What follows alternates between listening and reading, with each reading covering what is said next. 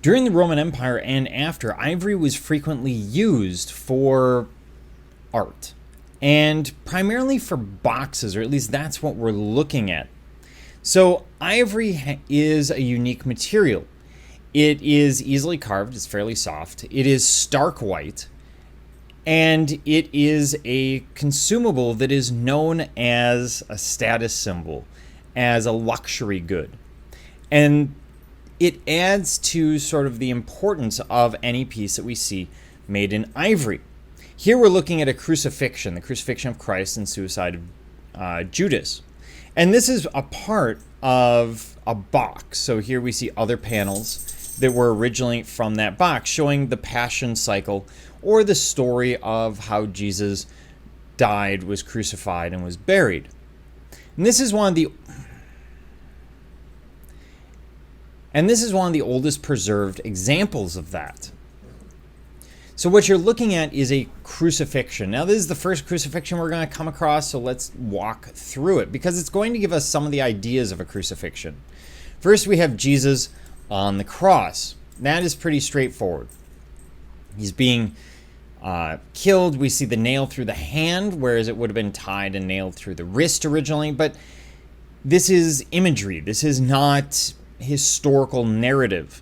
So what they're doing is they're trying to create these images that are going to speak certain truths for Christianity. Above him, we see this sign. It says King of the Jews. There would have been a similar sign over him during the crucifixion. The Romans would put it up, reminding everyone of the crime that he committed. Beside him, we have two figures, this one being Mary, the other one probably one of the holy saints, John. And that figure is sort of getting at this idea of the death being foretold. Mary, of course, his mother, we're told was there. And we see this other man. He's actually spearing Jesus in the side. Interestingly, that should be a Roman soldier. But he's not dressed like a Roman soldier, at least not like we think of today. The Roman army had fallen apart by 420. This is probably relatively accurate in that they didn't have the same sort of armor and uniforms that we would have expected. Off on the left is Judas hanging himself. Judas, we know this is Judas because here's the silver beneath him.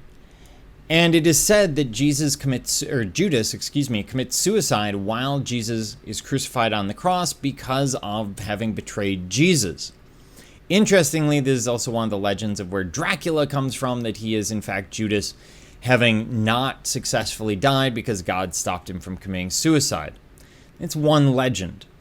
Judas is always a figure of not really evil, but sort of malevolence in the Bible or in Christian stories. So we do see him as this figure. We get the sense that he is hanging himself. It's actually a fairly graphic image of the crucifixion and the hanging. We could scarcely imagine creating something like this today. When you look at the figures, you'll notice the heads are unusually large, the body's very stocky. Again, that sort of late Roman Empire style of doing figures. We've talked about that before. The reason the heads get larger is to make the facial details easier to create. So that's why we get this very specific sort of aesthetic style of what's being done. This is a skilled piece, but as we'll see, there are still artists working in a more classical style.